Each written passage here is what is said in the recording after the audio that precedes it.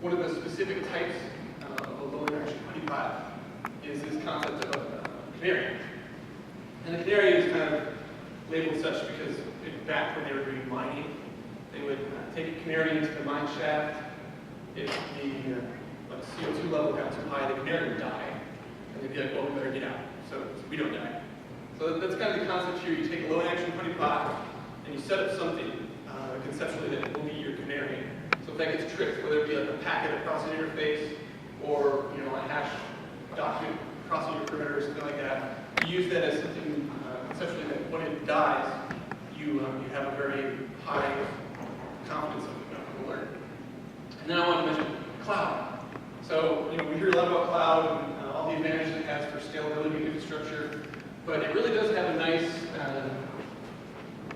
set of assets that you can use for this case.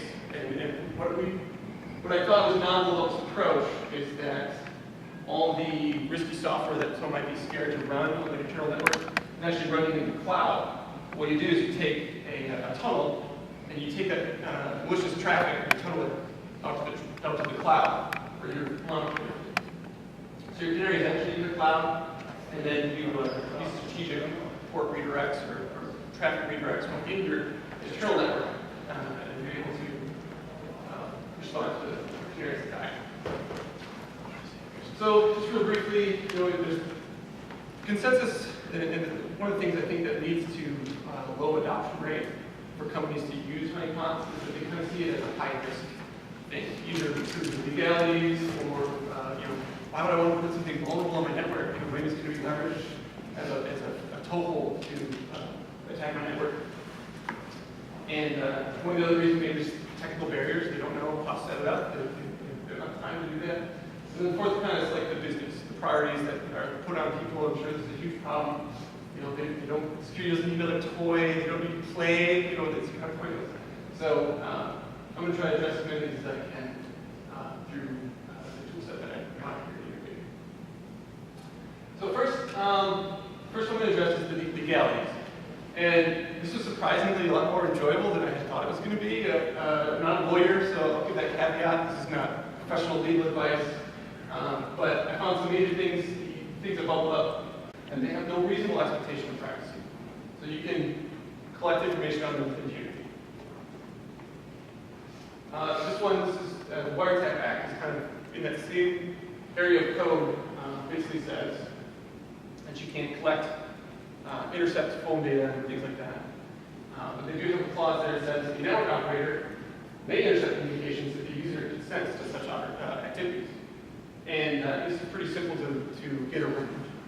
And what you do is you basically, any port or service that you're emulating, you would insert a banner that says, by accessing this computer, you're consenting to monitoring.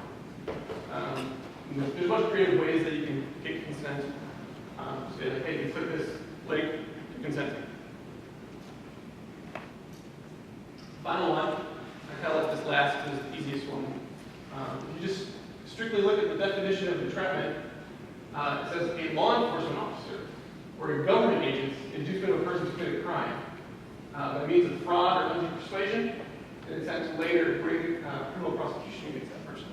So if you're not a law enforcement agent and you're not a government agent, you are not going to be violating the law when it comes to entrapment.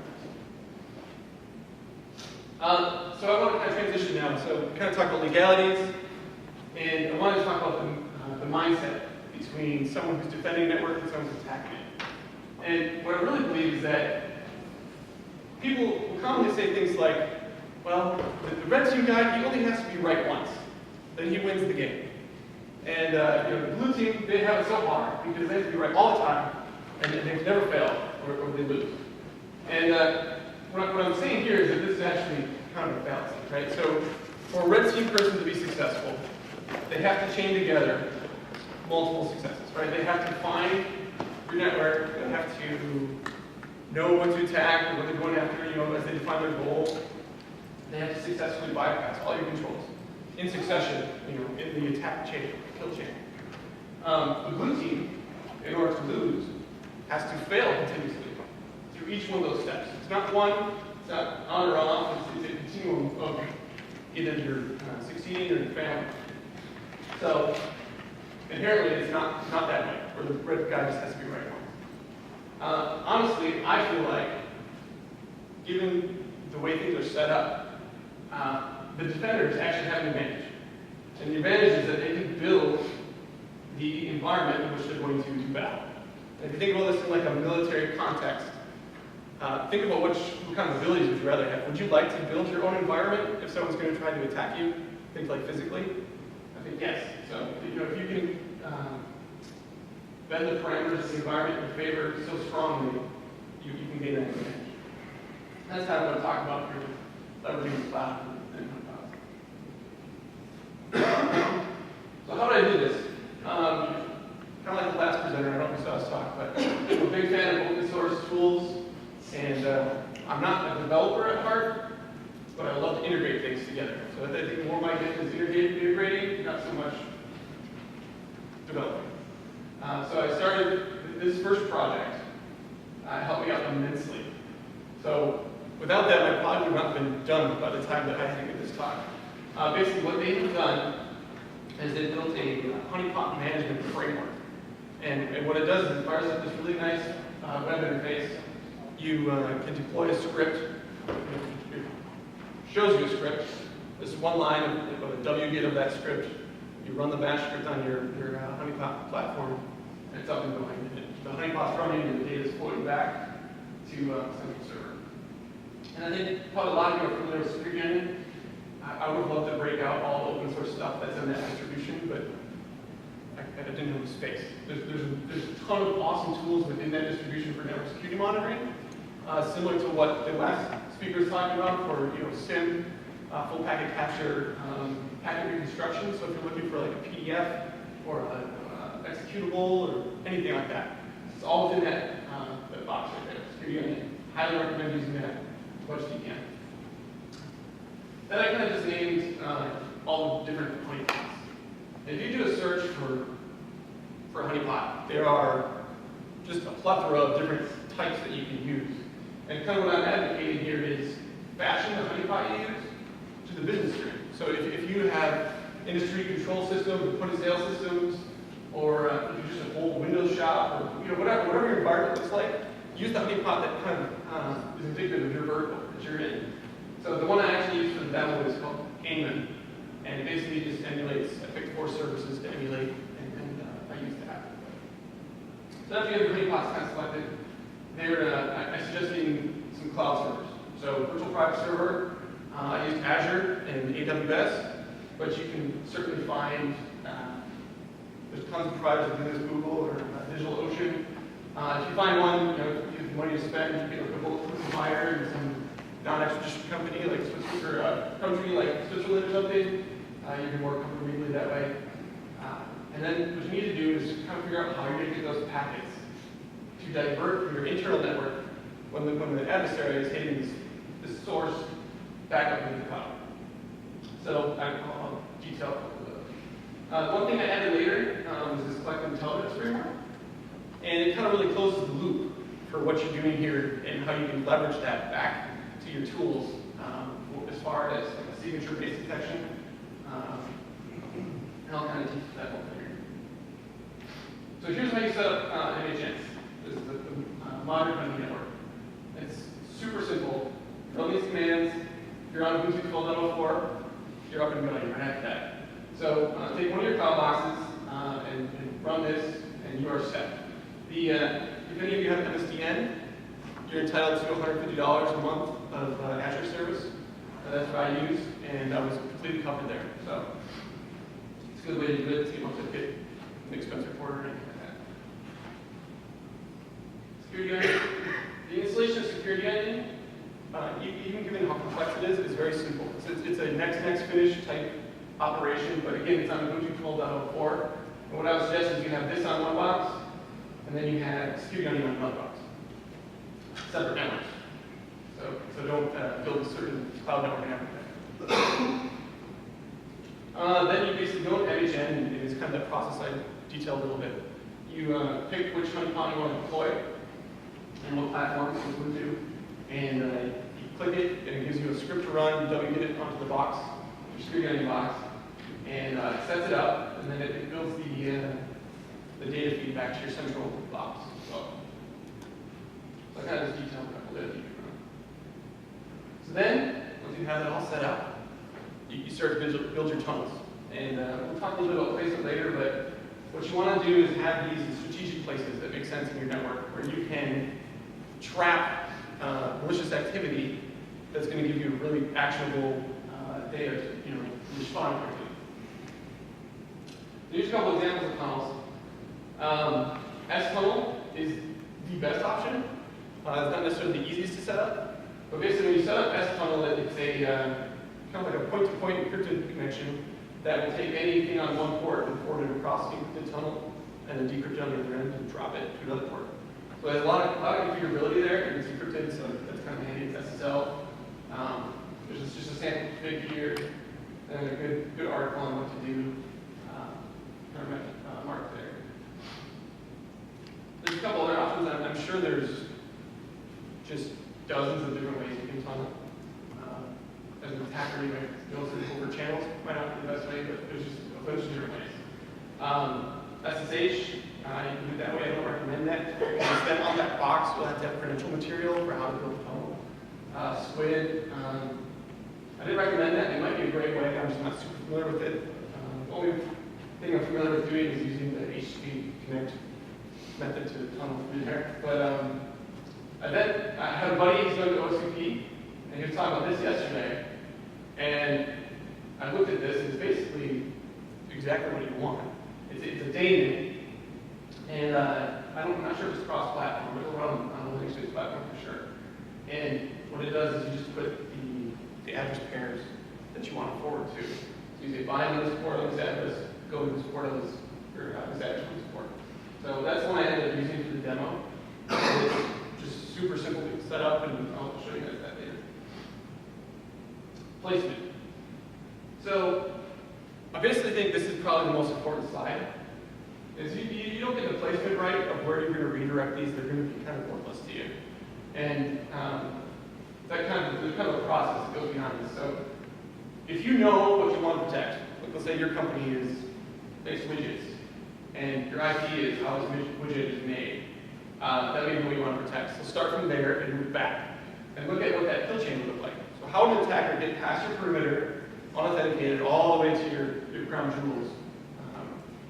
And then what you would do is at any point where they have to pivot or move laterally, you put these small port redirection clients in an enticing way. Like let's say there was a net file share or something like that. They need to authenticate. You can put your honeypot there, hopefully emulating SMB, and then you'd have data that would tell you when someone's trying to pivot that way. If you segmented your network properly, these might be a little rocky. Another way you can really get good intelligence on placement is to analyze your past incidents. So let's say you had a really big incident 2 years ago, and you actually documented it, maybe in a file text someplace. Pull that out and look at how the adversary got from unauthenticated kernel entity to their goal. So if they accomplished their goal, you can look at how they got all the way through that. Think about that when you place these. All right, so now what are you going to do? So you have your cloud honeypots are set up, you have all this stuff set up. It's time to start utilizing it. So one way that you can do that is deception. And I think deception is probably one of the most powerful tools that defenders aren't using enough. And just from an attacker perspective, I'm just thinking about a couple things that I can outline. This is an exhaustive list, and there's room for creativity here. Just thinking about tools that someone might have used to compromise your network. I can guarantee that most attackers are going to use Nmap. I trust Nmap like a close friend when I'm attacking a network.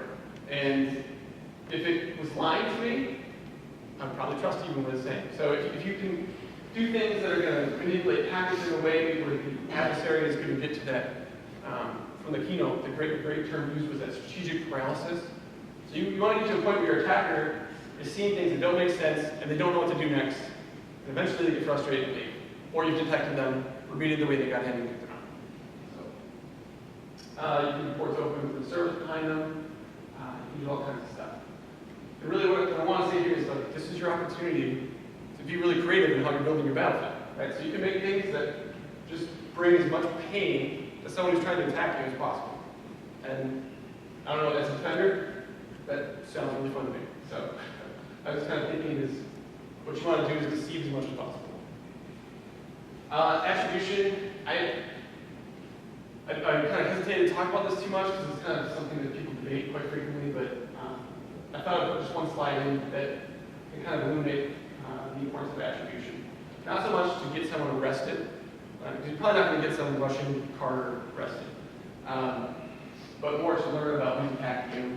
But I did note that for an insider threat, attribution would be really important, because you're going to want to be able to either take legal action or just move to termination or something like that. If it's an insider threat, this is going to be critical. You're going to need a lot of data. It's going to be really airtight. So I just thought I'd that note there. One of the other things you can learn, kind of in the overview, the agenda, I said adversary awareness. That's more what this is, not so much attribution. But you want to know, is a machine attacking you, or is there someone on the keyboard attacking you? So that's going to change how you deal with it. And if you know that, hey, we don't see target attacks that often, but we see automated all the time, an automated system is easy to deceive. It's doing the same thing, it's programmatic, it doesn't have intelligence behind it. A target attack, much more difficult, right? So you can adjust your security program appropriately, knowing who's attacking you. And maybe you can get someone arrested. Maybe that's a goal first. So once you understand the threat actors, you can really use that to tune your security program to maximize the effectiveness of your defense.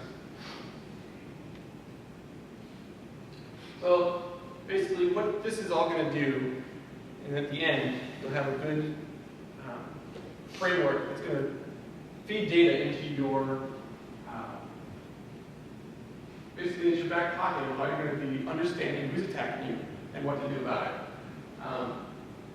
You can use it to bring context to your incidents.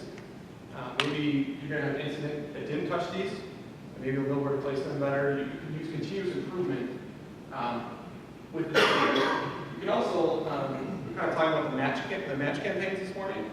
You can really use this data to feed it. So if you have something that can do an automated response, maybe a firewall that you could send IP feeds to, that collective intelligence framework can feed apples to like a Cisco firewall. So if you have this is such trusted material that you know that when something happens from an IP within your network, you can auto-block it. If you want to have a self-defending network, you can do that.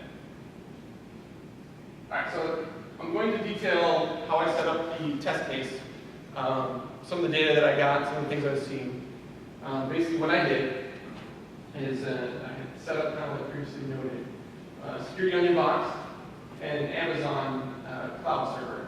And this box is actually running Kali Linux, but it doesn't really matter what that's doing. That's just the port redirect piece of it. But in your real network, this would be internal, and the ports would be lifelike, so the attacker would understand what they're going after. And then this here is the HoneyNet, or the modern HoneyNet management server. This is where your collective intelligence framework would run, as well as where all the honeypot feeds would go to from the actual honeypots on the security unit box. So this first step here, you can look up here, probably hard to see. But this is what you're doing to redirect ports. I just picked 4 ports that I thought would get a lot of activity, and given in mind as a public, your internal one you're hoping you would not get activity on. But on the public internet, when you put these ports out there, you get a lot of attention. So this is FTP, Telnet, SMTP, and then RDP. So you set this config for that RINET-D, and then you start the service up, and it'll be listening on those ports.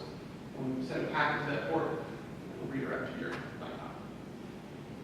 This is the actual honeypot. So if you look at what ports are listing on the honeypot, it has like every possible service you can imagine. And the emulation of the service kind of varies in how much attention the honeypot creator had given to that protocol or service.